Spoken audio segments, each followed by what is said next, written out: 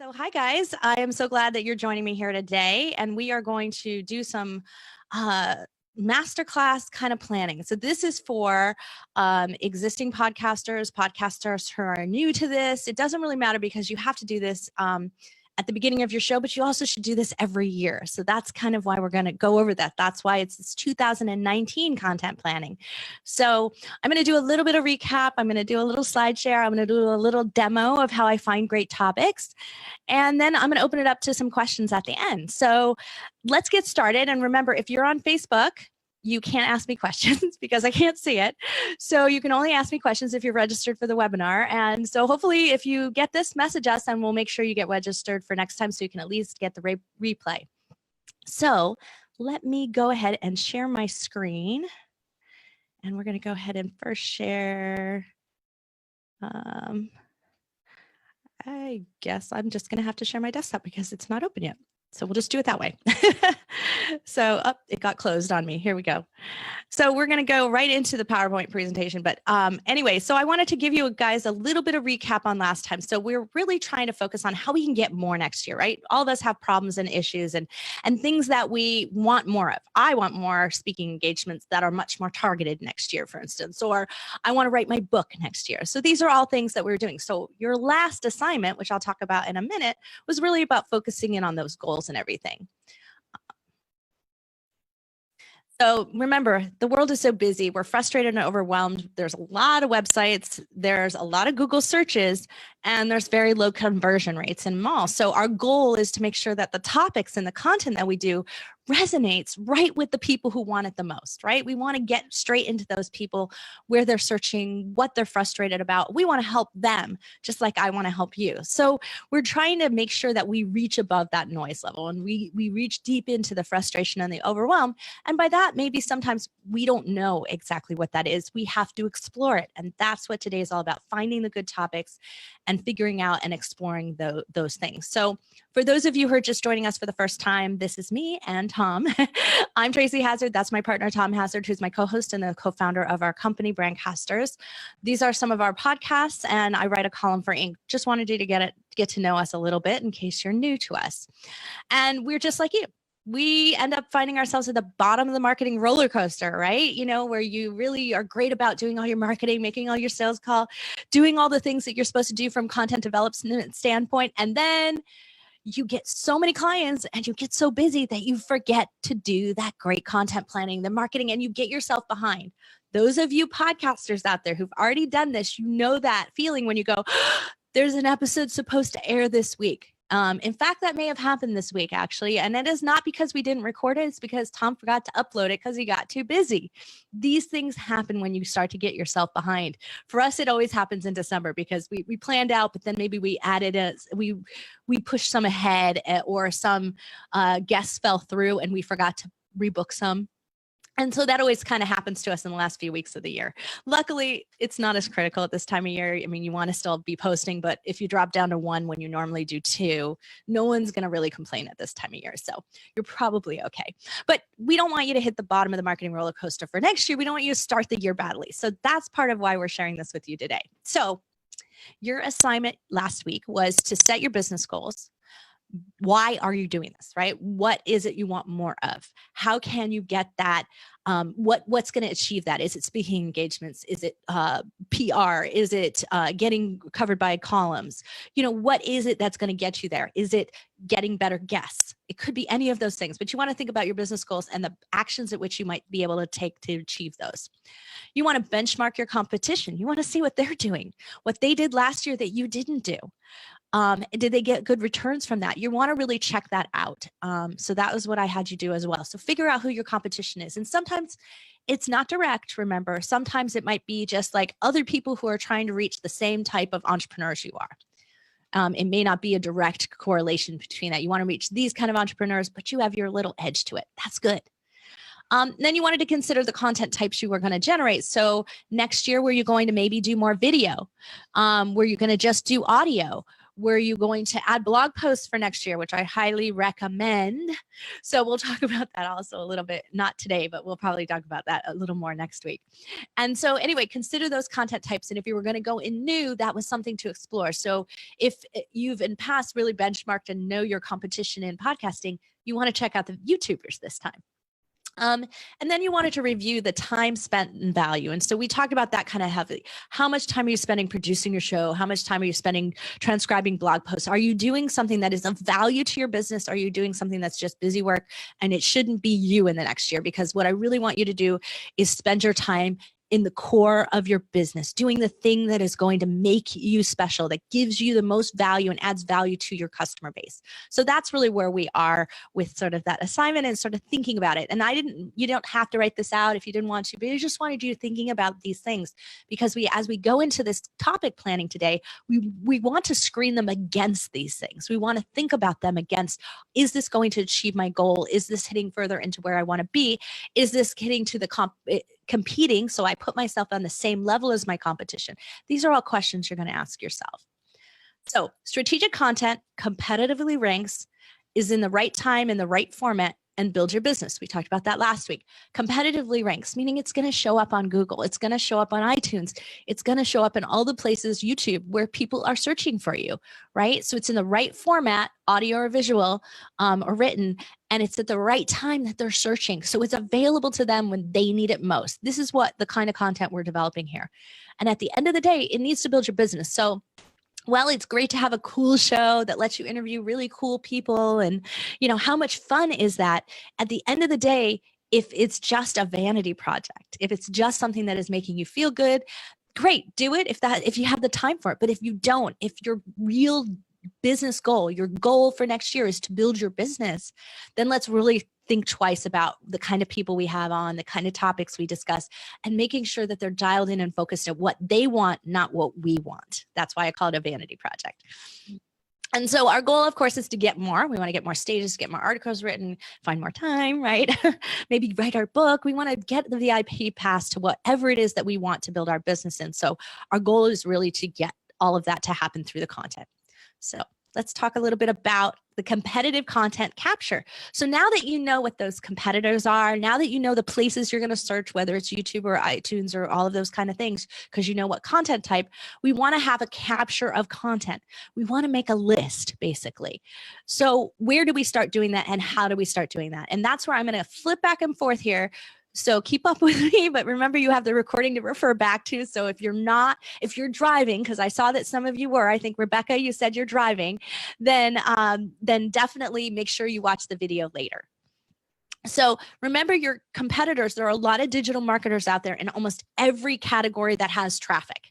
So they are doing a lot of techniques, a lot of what we call keyword searches and keyword planning. And they are doing these things, creating keyword silos, if you ever heard any of those terms.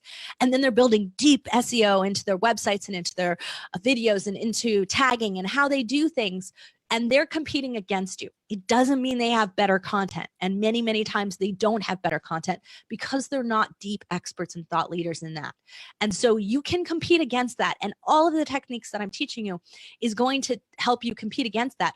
But if you just try to ignore and just say, I'm going to be fine, and I don't have to look at this keyword stuff, and I don't have to check out my competition, I'm going to be fine if I just talk about what I want to talk about. This is what you're competing against, and they are coming above you in search. So you have to at least take a look at it. Don't discount that. It's really important in the process. So we also want to put this thing in the right orders, remember? And so whether we're starting from video or podcast, I just want you to remember, start from there. That's your first starting point. So you don't have to do it. So if you're going to start from video, start on YouTube. And if you're going to start in podcast, start on iTunes. You can also do searching and live streaming, but it's a lot harder to do it there in terms of search because the way people title things isn't really as clear. So the search and live streaming is not as good as it is on YouTube. And at the end of the day, live streams don't get Google ranked. So that's why I'm recommending to you to go to YouTube or go to iTunes. So I'm going to switch out the share, and I'm going to ask, let's see, Alexandra, if this works. I don't know how to. Oh, new share. I hit new share and I just swapped to the other screen. There we go. And I want to go to my Chrome. Here we go. Here we go. So I'm going to share my Chrome real quick, my browser, and I'm going to go to how to podcast. Oops, I got too many things open here. I'm going to go to how to podcast on YouTube. Okay, so this is the keywords I just chose. Okay, so I think that you guys want to know how to podcast, right? So this might be, my podcast is about podcasting. So I might type into YouTube, how to podcast, right? And I'm going to get popped up, Pat Flynn. I'm going to get popped up, how to launch a podcast in 11 steps for beginners. Like, there's topics here, right? And they're already ranking. This one has 203,000 views, but it's 9 months old. Could I do a better one? Could I do a new one? This is equipment and software. Could I get the newest software? Like, so looking at these, I want to start making a list of the ones that I think I could go after or do a better job on. How to start a podcast for free, the complete guide. Well, we've got something new on Podetize in which you don't have to ever even learn to audio edit. So I might want to do how to start a podcast tech free. Wouldn't that be fun, right? And so, these are some things to be thinking about. So I'm going to go through this, and I probably go through, YouTube is a little bit different because they just keep scrolling. So I might go through the top 100 episodes and just kind of look at that and jot notes to myself about my version of it. If there's one that I think, oh, wow, I really got to check this one out.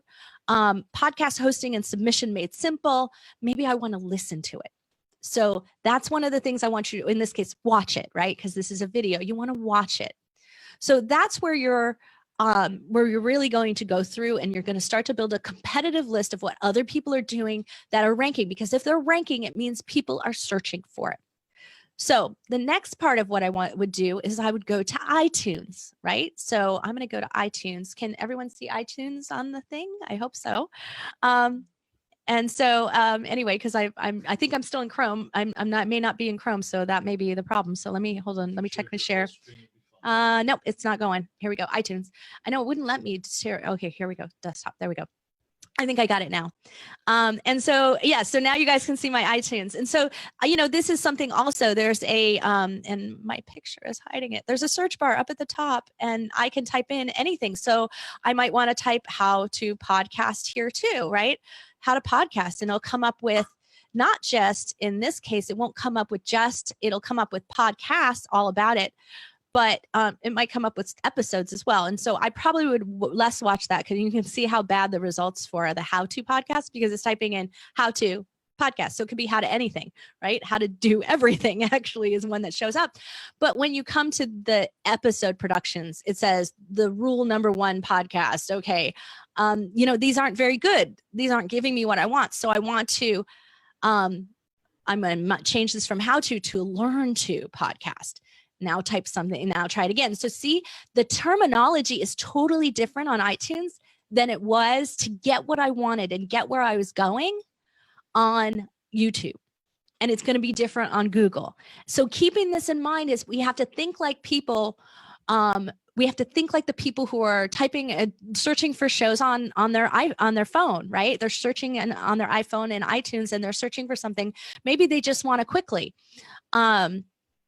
Maybe I should type become a podcaster, right? Maybe I want to learn that. Maybe that's going to give me what I want. And still not finding it. See how hard this is? So it's not as easy to find a podcast on podcasters, because the word podcaster shows up in everything, right?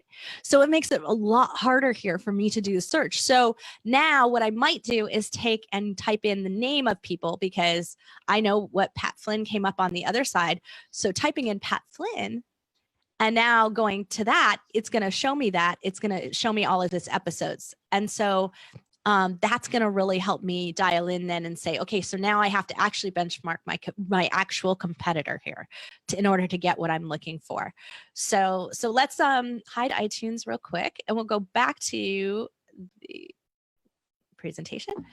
And now the next thing I want to do is, and this is a little different than most people would recommend, I want to go to Amazon. And the reason I want to go to Amazon is because Amazon is where people are plunking down money, right? So if I type in how to podcast to buy books or podcast equipment or any of those things, I'm going to learn a tremendous amount of what people are buying, consuming.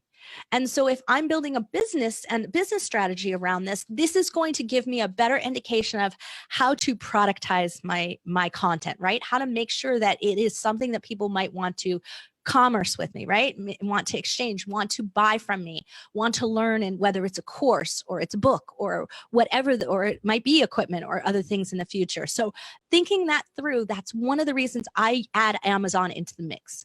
And because it will clearly tell you, what you want to learn, there's something here. So I always think about that as somebody's going to want to learn something from their podcast or their video cast from listening to them, then they may also consider buying a book. There are those people who buy a book. These also are the people who will read your blog posts, right? So these are the readers of the world. So now we've hit the watchers, the listeners, and the readers. And that has given us a much broader view of the terminology to use. But now we have to dial it in, right?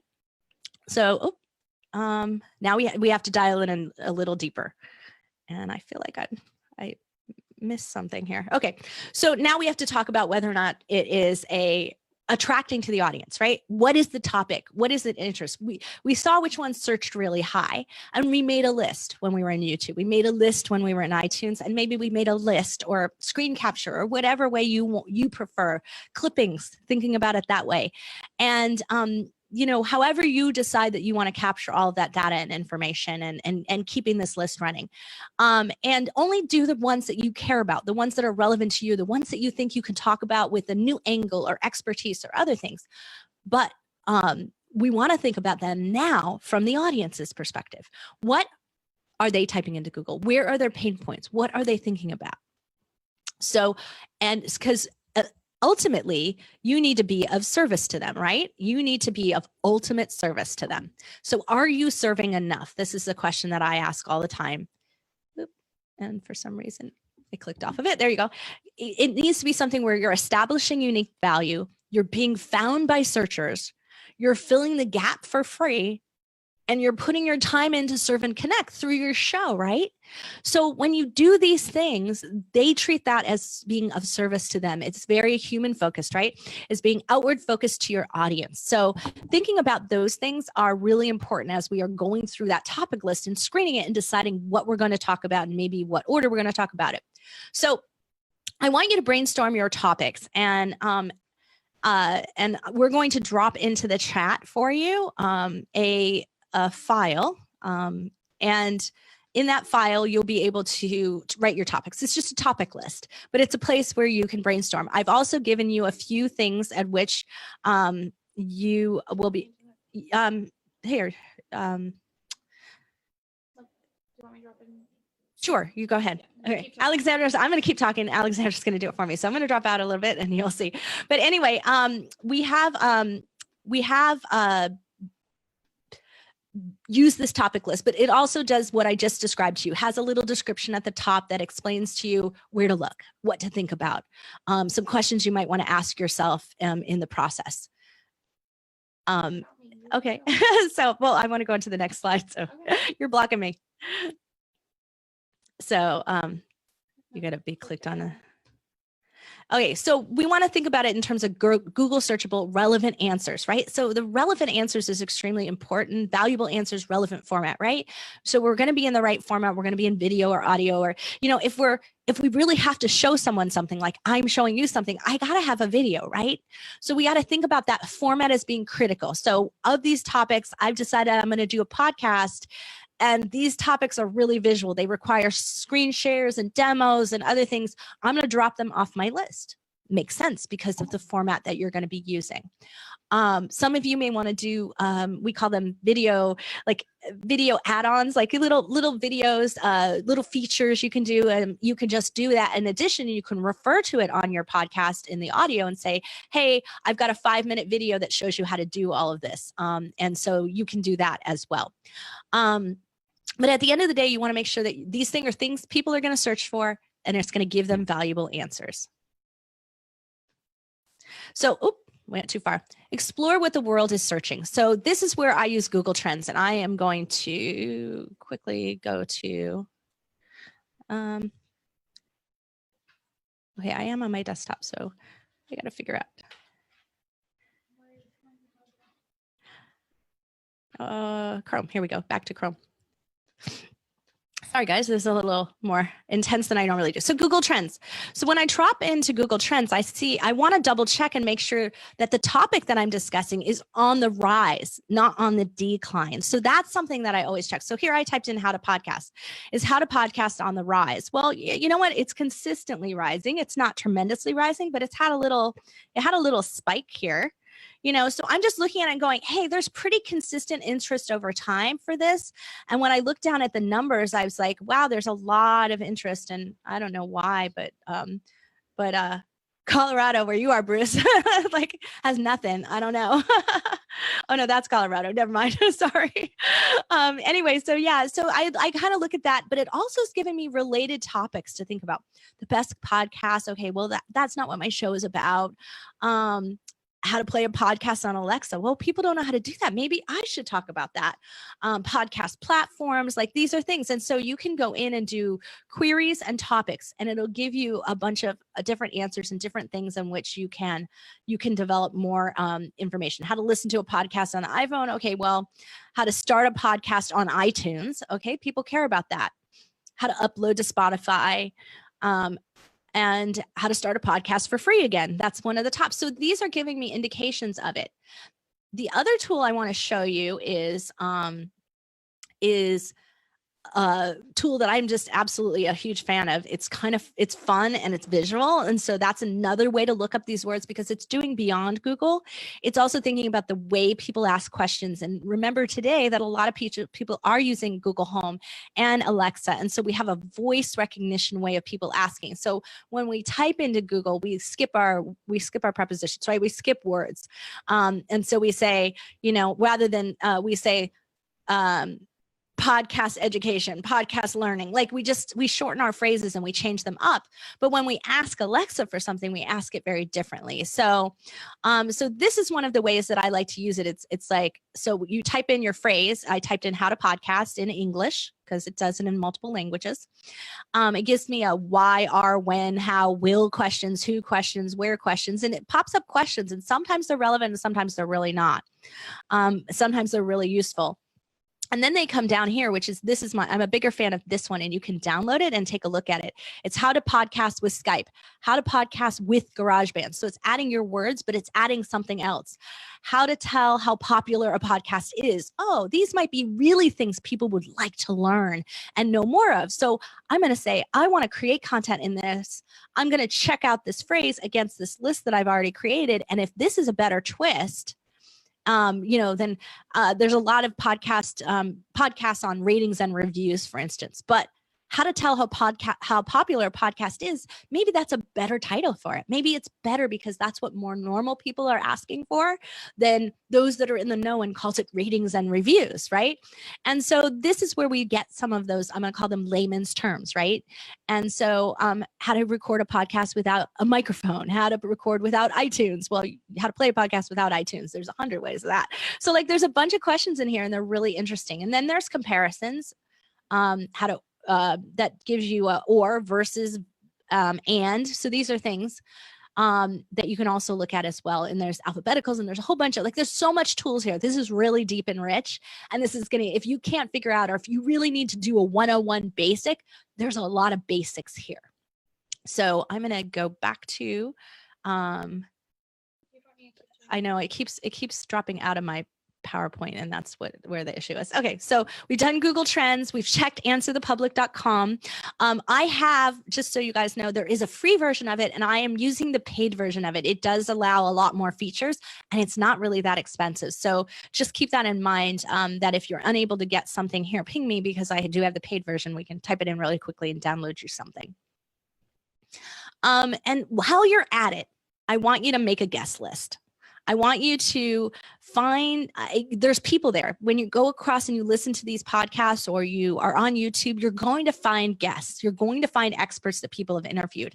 And while you're there, make a list of the ones that interest you. If you listen to one and go, oh my gosh, this is an amazing guest, I totally have to have her on my show, you want to make sure you make a note of that now, make a note of the show you heard her on, because you also want to, when you contact her, let her know that you heard her there and you'd love to invite her on your show now. That's a really great way to do it. So making sure you make a list with, I'm going to call it an annotated list, right? So you could do this in Google Docs. You can take the format of what I did and you can just pull it into Google Docs, and you can make a spreadsheet, and you can do, like the topic idea you have, guest ideas, links to anything you might want to do. And then you can eventually go, did you contact them? Did you email them? And you can go more detailed. That's for you organized people. For those of you who aren't, just write it down, just make a list. So we really want to get through and just make sure that we're capturing it all at once, so we don't have to do it again and again. And thank you. Alexandra said she shared both of the files. So there's also a guest planning sheet that I gave you, which is just another brainstorm of all the guests that you can have. So we're going to talk about guests next week in greater detail. So I'm assigning you for homework to make a guest list, right? And when you do that, we'll screen it for criteria. Is this going to build your show? Is this going to do what you want? That's what we're going to talk about next week. So part of that is this editorial planning, right? The guests are a part of it. The topics are a part of it. The calendar, the timing, all of that is a part of it. So let's talk about what a good editorial calendar looks like. And that is a magazine term. But if you're running a show, it's a show term, right? You need to get used to this idea of editorial planning. And that maybe is thinking about when people are going to be looking for things the most, right? So if there's CES, the Consumer Electronics Show is in January every year, at the top of the list of all the things is to write about tech tools. And I get inundated with requests. I'm going to interview the founder of Indiegogo. And I have an opportunity to, they're in one place. They're easy to get interviews with. Their PR firms are out there trying to get them pre-pressed and pressed during the event. So that's a great time. So if I didn't plan and think about the idea that I might want to cover these kinds of people, I might miss a great opportunity to capture someone bigger than I might get otherwise. So trade shows are a great way and timing to do it. I prefer doing the interviews beforehand. When you try to interview at a trade show, it gets crazy and it doesn't always go well and the sound's bad. So if you can get the PR firm and get the contact from the event planner early on, it's great, because then you can do a pre-story on it and they push it out because they want people to show up to the event. So you also get the sort of push out that happens and they do a better job of sharing your content. So that's where we want to think about our calendar and our planning really well. Remember that we want to be narrow but deep in our niche content. Right? We want to really be deep on what we can do, because we got to talk about this for 52 weeks next year. But, hey, I've talked about 3D printing for almost 5 years. So if you're in a narrow niche topic, you need to be able to go deep on all kinds of ways at which you talk about it. And that's also something to really consider for those of you who are just starting up a brand new show.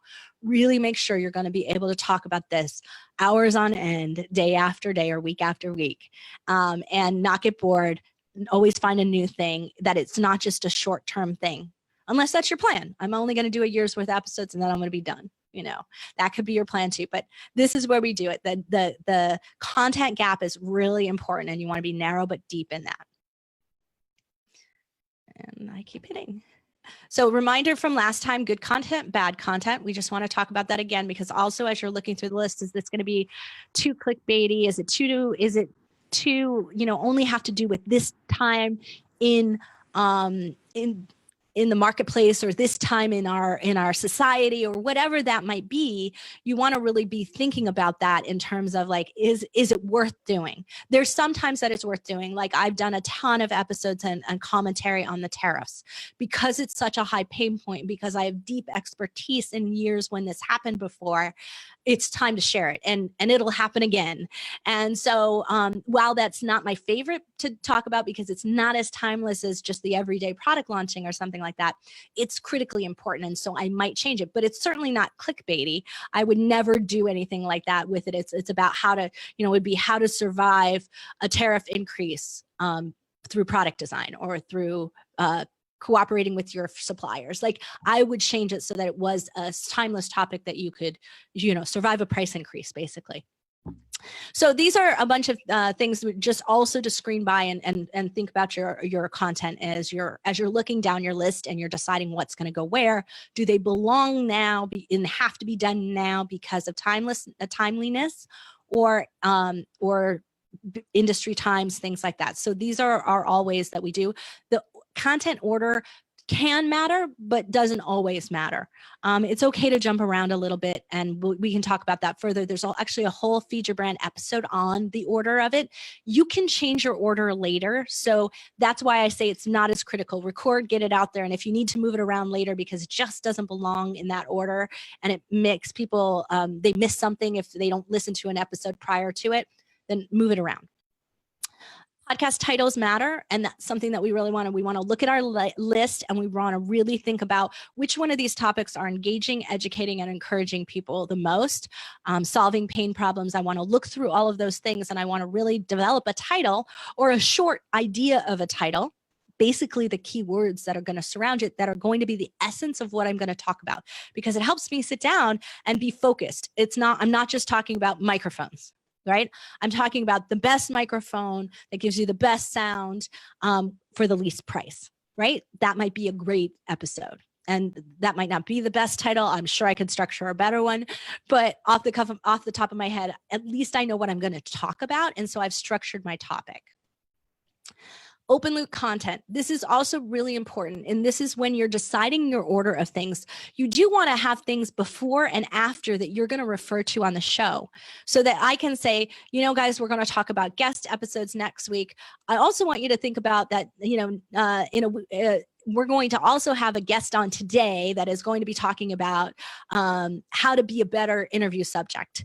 And so this way you can think about this in terms of how to make your guests better subjects. And so, hey, I think this is of interest to you. And then I'm going to talk about it on Friday, and I'll flip this around for you.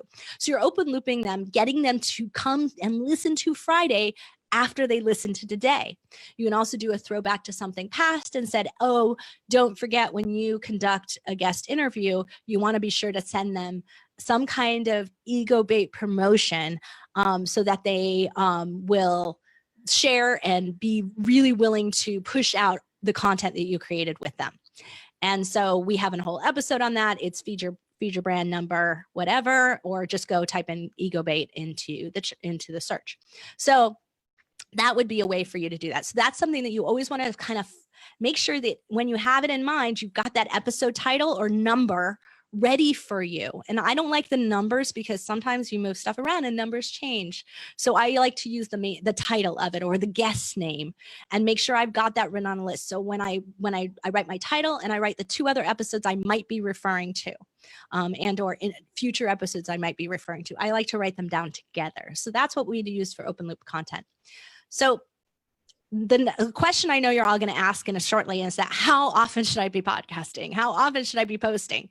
And so if you haven't started your show, the common practice is to launch with 3, but we have seen that you get much better traction and much better show if you launch with 25. So if your goal is to get up there at the top of the list in the ranking, you got to launch with more content.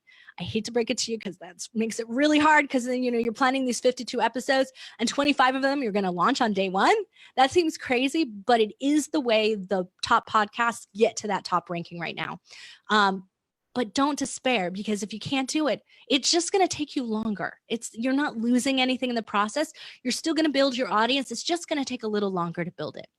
But you might as well be posting and airing it while you're building it, because while you're recording 25 episodes, if it takes you 3 months to record that or longer, no one knows who you are or finds you. So I'm kind of on a whatever is best for you to do. So be thinking about that. So if your goal is to start a podcast next year or start a YouTube channel, then this is, these are the things you're competing against. Be thinking about that.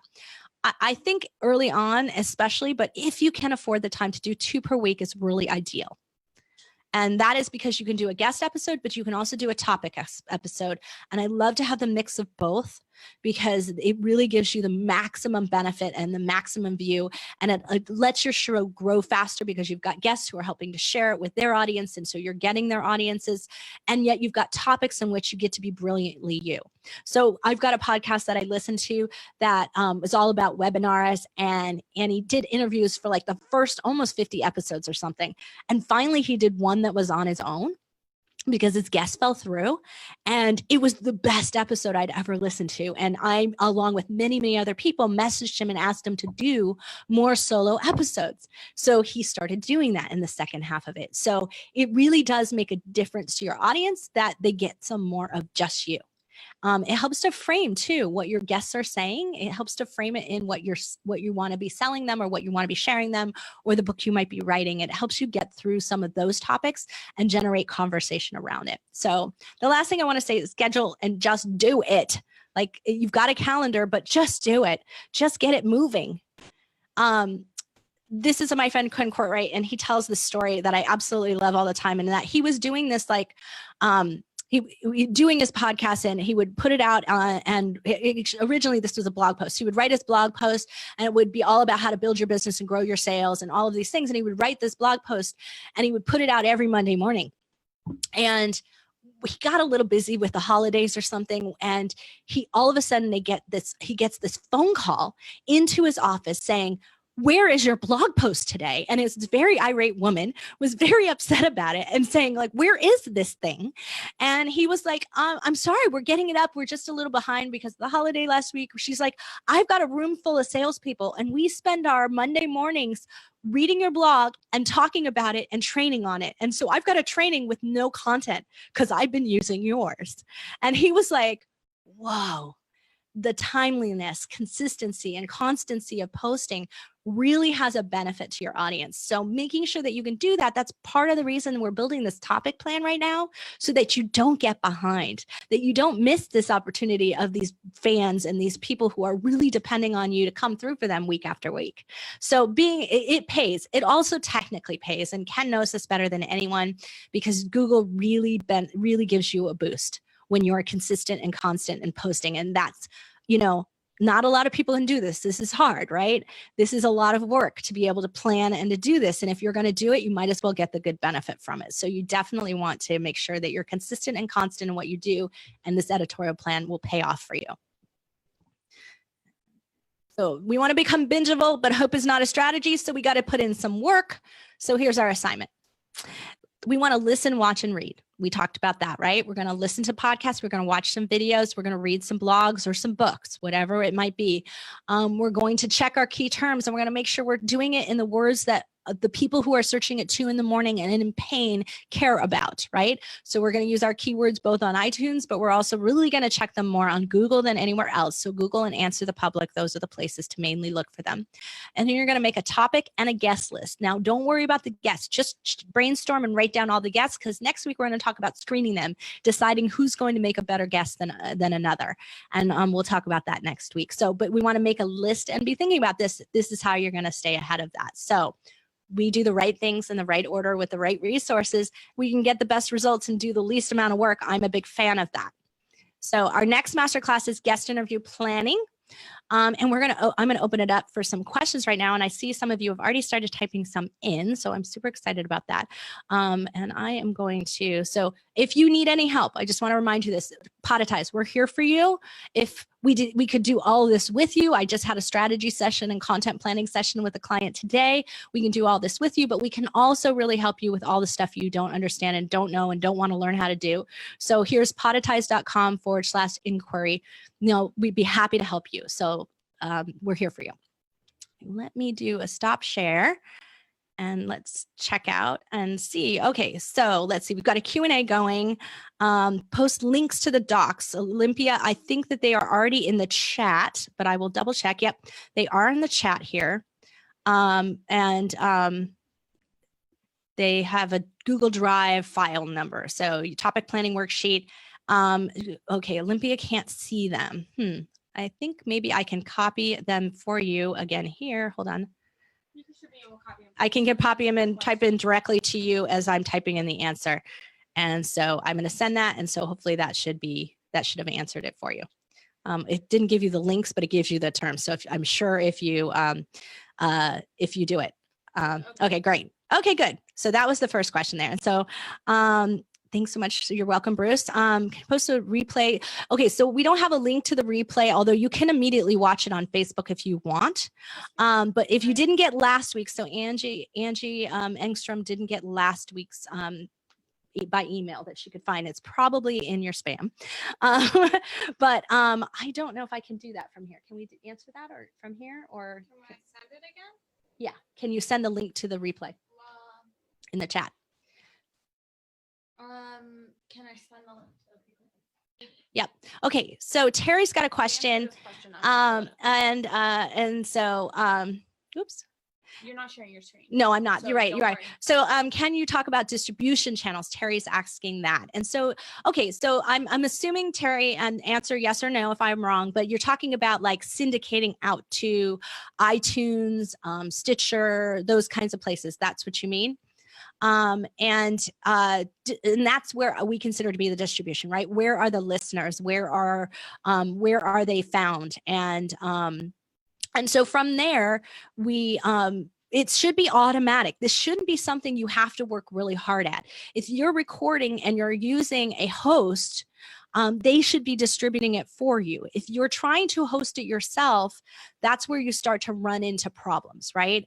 If you're using somebody like Anchor or some of these ones that are offering it up for free, they're syndicating themselves, you as them, or as a part of their company. So you're not actually getting your topics and shows syndicated, although there are listeners there, and you will have listeners, but they're really syndicating their show and their company, and it's a part of that. So really be watching who you're hosting with, and that's what matters the most in terms of that. We syndicate to, I don't know, almost a dozen places. There's like 10 or something. And so there's a lot of different syndications. Going to iHeartRadio takes about how long sometimes, Alexandra? Syndicating to iHeartRadio? Yeah. Oh gosh, it can take up to 6 months. It can Scott take has one show on, Scott Carson. He has got one show that's got on there, and the other two I submitted like 5 months ago, I think, just about now, and they're still not on there. So. Yeah. So iHeart screens them, right? They decide who should go and who shouldn't.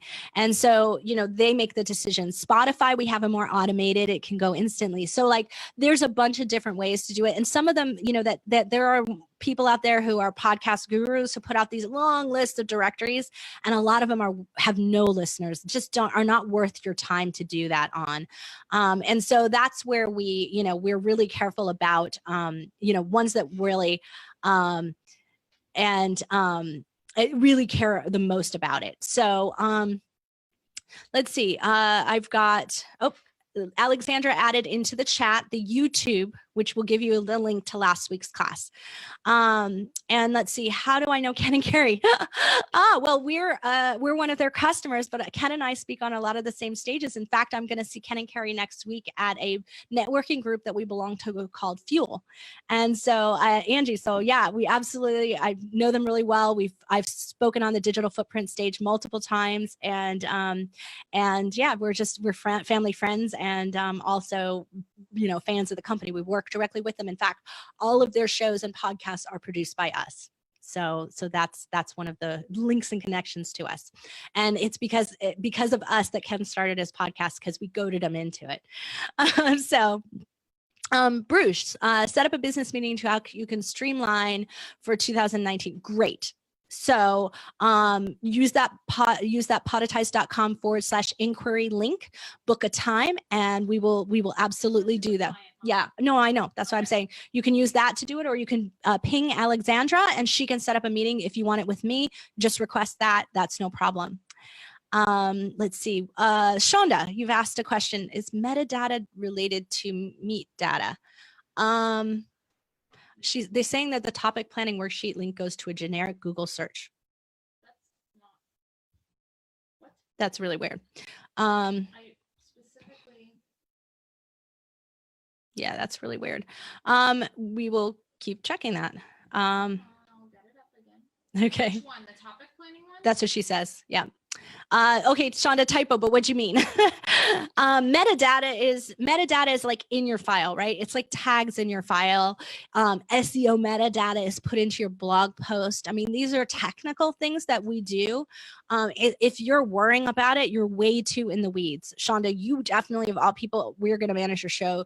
You don't need to worry about this. So is metadata related to Google AdWords? Yes, it can be, but it's more important to be related to the search terms. So that's where we see greater power, because organic search and people finding you is more important than AdWords, unless your site is going to make you money through advertisements on the site itself, on your blog post. So when you're starting up a show and it's new, that won't be the case, right? You won't have that happen. So it's more important for you to use that metadata and that SEO, search engine optimization words, that to use that to drive search traffic, people who are out there looking, who need to find you. So let's see. Earlier, did I hear you offer to do a free search and answer to public? Well, you can do a free search yourself, Keith. Absolutely. But if you're not finding the data you're looking for, message us and we can check it for you.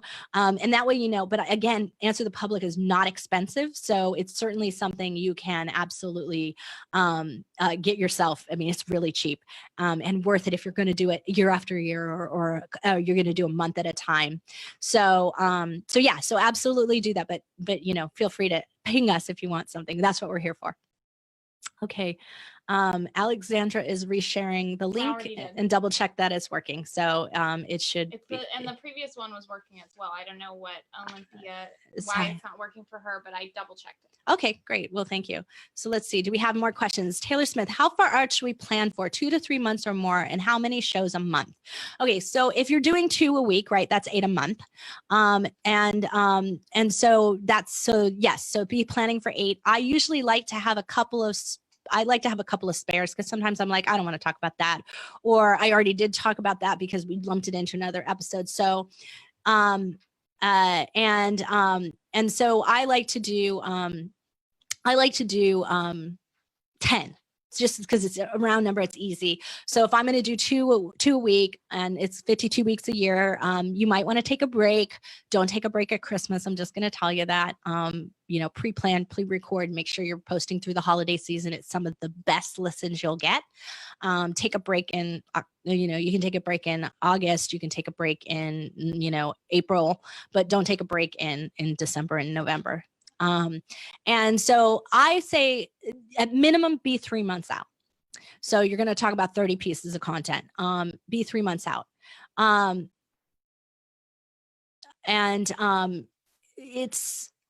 I like to do the whole year. I just do, because it's getting me going, because I will like forget and I will sit down. Now, early on in my podcast, when we really weren't sure of what we were talking about, and we were trying to structure our show and begin with things, what we did was we would do a month at a time, but we would be a month ahead. So we did 2 months initially. And then when we went and did our recording days for the month, we would plan the next month. So we would always be planning the next 30 days. So what I like to do is, when I do, because we only record a couple of days a month, we force all the interviews, and we what I call block schedule it. And so when we do that, we sit down and we go, okay, what guests do we have that responded for next month? And if we have to chase someone down, we're 30 days ahead of that to still chase them down and get them in for the next month. So that's why at least 2 months ahead. I think 3 months gives you that buffer room, especially if you need to take a vacation, or if, like me, my October is crazy in travel, and it can really impact my ability to push content through. And December suffers for it if I'm not on it in October, if I wasn't ahead. And so that's why I typically have a December problem. So that's also something. So thinking about that, we have some podcasters who, John Livesey, one of my good friends and one of our podcasters, he is like already out until May next year. How far out is he? Something like May. And he's got his guests way out. And it doesn't mean you can't move things around if you need to, bring things forward and shift them. But when you're recording way out like that, sometimes your guests don't love it, because then it's a really long time before they air. So being on your topics and recording way out, but maybe keeping your interviews only like a month or 2 ahead of time might be a better option for you. So while you have a whole plan, you just don't send them all out, right? You don't send all the invitations. You do them in a batch every single month. Olympia is asking for the other one. For some reason, it's not working. What is the investment roughly to start a podcast show starting from scratch? Well, I mean, you can do it yourself, Angie, and you can really go in and different types of DIY ways to do it. We have our podcast platform, Podetize. The hosting side of it is inexpensive compared to a lot of them, but it's also, maybe a little higher cost than others, but we have an ability for you to never have to edit your show. So maybe you want that, like the investment in time is usually worse. And so the investment in learning how to edit or doing the editing side or paying for editing might be too much for you. So the startup side of it is, a difference. When you start your show up, it's complicated. There's a lot of technical things that need to be done, needs to be set up right, things that you want to follow through and do, and it sets you up for success later.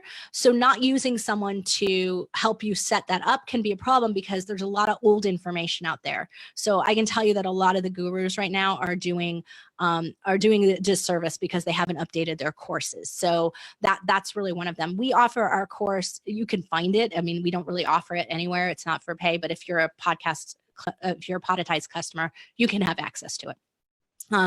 So anyway, so there are lots of inexpensive ways, but for us particularly, a startup is under $4,000. It can be anywhere from 3 to 4, depending on what you're doing. And then we do as low as $99 an episode for podcasts and $119 for a video per episode to do the production side of things. So thinking in that budget, you should be around, and for most production companies, if you're going to use that, you're probably going to be around that. You probably will be double that rate for many production companies, but you could thinking about that around a $600 a month kind of thing, depending on how many episodes you're doing. So I hope that helped you. Let's see, we got a lot of ways to organize content. What are your favorite ways to organize your content tools? That's a great question. We have a couple of things that we use. So we use Basecamp for a lot of our clients because it holds a lot of files and other things like that. So they have a calendar in there, and I love it because it's not messing with my Google Calendar. So I don't have to I'm not just putting placeholders on my own calendar, but I like to see it in the weeks. I like to see, what weekend, what am I talking about this week? What guests do I have scheduled? And I like to just be able to drag and drop them and move them. So any kind of calendar you do that has that, we typically use Basecamp, but you can create a Google Calendar that is just for your show and really use it never to make appointments, but just to book your topics and plan your topics, and create a Google address that's just for the show that you're never going to use anywhere else. And you just you type in all your topics, type in all your guests, and then you move them around. And when a guest books, you can actually say, oh, they're going to book on the first of the month, and that means 15 days later I'll be able to make their episode go live. So now I know, let me move them and let me move the topic. So that's the best way for me to organize it, because I'm a visual learner, and I when I see it in front of me, I go, that sounds good.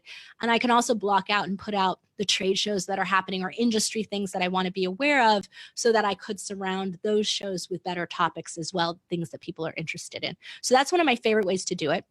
The next thing that I do is I use something called Get Pocket. It is my absolute favorite thing to use because I read tons of articles and lots of things get sent to me, and I'm sure you all get newsletters.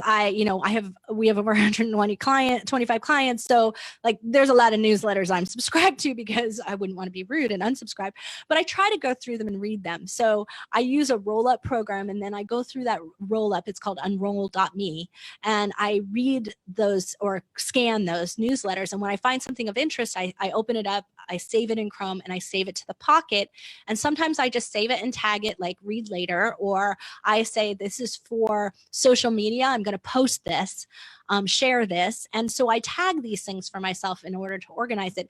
But a lot of times I also will save it and say, topic idea, invite as guest, and that will help me. And so when I go through that monthly planning day or the monthly planning hour, really, and I go through that, I'll screen through the Pocket and I just pull up that tag and pull all those things up. So those are my favorite tools that I use to do that. I like to invite guests via LinkedIn.